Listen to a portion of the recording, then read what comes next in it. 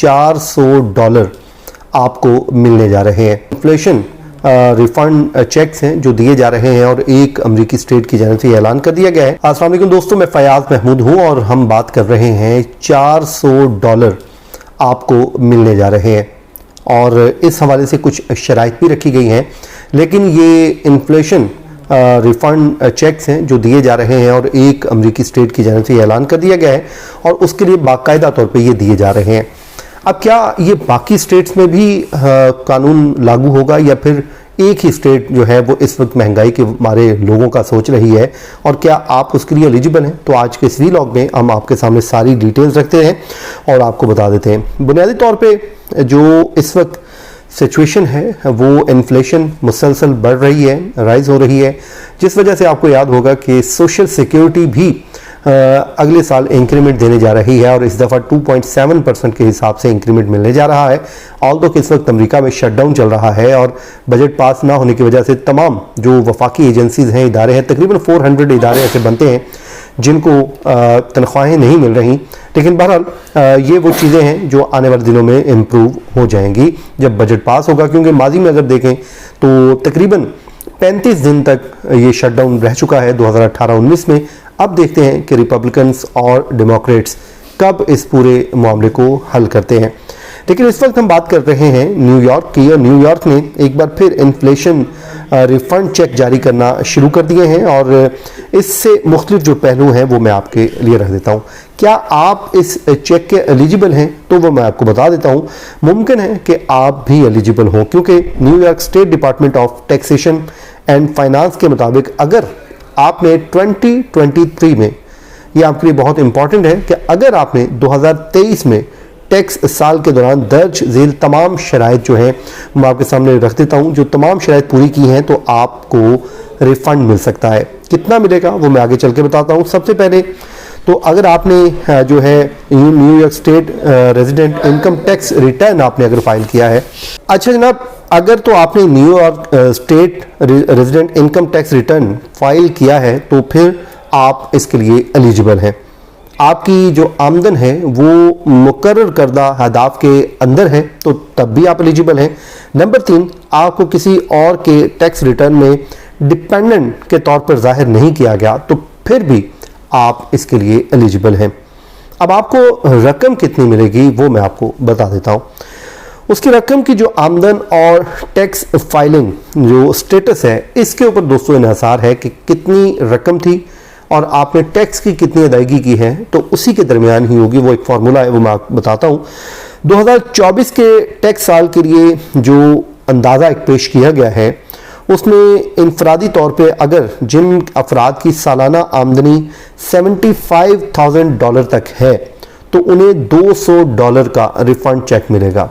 Although कि ये बिल्कुल एक पीनट है, लेकिन वो कहते हैं कि ना होने से कुछ होना ज़रूर बेहतर है। इसी तरह जो इंडिविजुअल जिन लोगों की आमदनी मैंने आपको बता दिया है कि वो 75,000 से $1,50,000 तक है, 75,000 से $1.5 है, तो उन्हें $150 का एक इजाफी चेक मिलने जा रहा है जो आपके मेल एड्रेस पे मेल किया जा चुका है।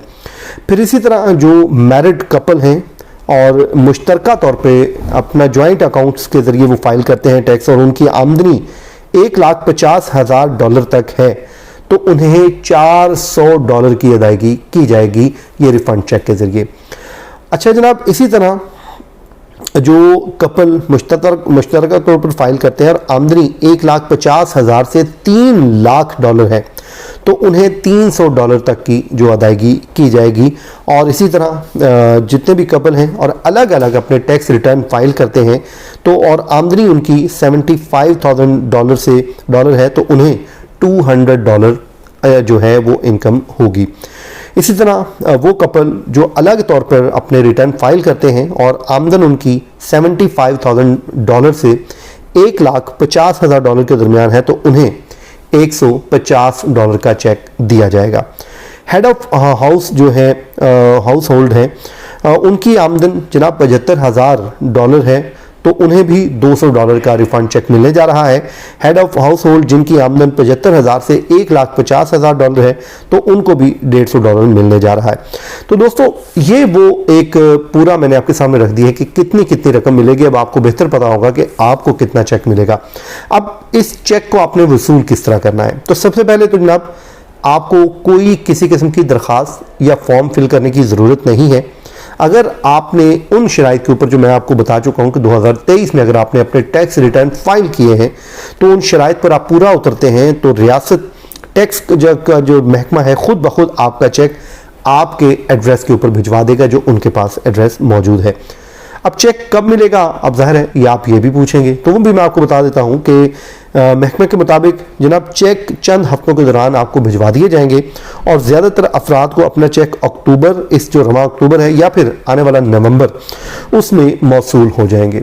तो दोस्तों ये वो रिफंड्स होने जा रहे हैं जो इन्फ्लेशन के दौर पे। बाकी जो आपको मिलता है सोशल सिक्योरिटी का वो अलग है।